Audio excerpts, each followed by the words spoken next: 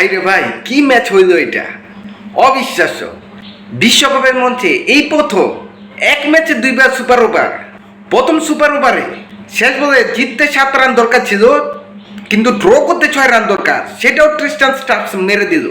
আর দ্বিতীয় সুপার ওভারে আনবিলিভেবল। যারা এই খেলাটা না দেখছেন সত্যি অনেক মিস করছেন।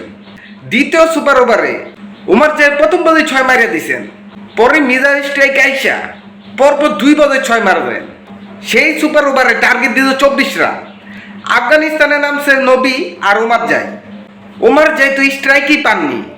নবী প্রথম বল ডট দেওয়ার পর দ্বিতীয় বলে মিজারের অসাধারণ ক্যাচে আউট হয়ে যান। পরে রহমানুল্লাহ গুরবাজ এক নাটকের মঞ্চ তৈরি করে ফেলেন। 3 বলে 3-6 হাঁকা দেন কেশব মহারাজকে।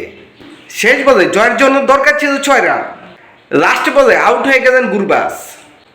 অবশেষে জয়টা পেল আফ্রিকানই। প্রথমবারের মতো আফ্রিকানদের বিপক্ষে জয়ের স্বাদটা পেল না আফগানিস্তান। তবে এই খেলাটা ক্রিকেট ইতিহাসে স্মরণীয় হয়ে থাকবে।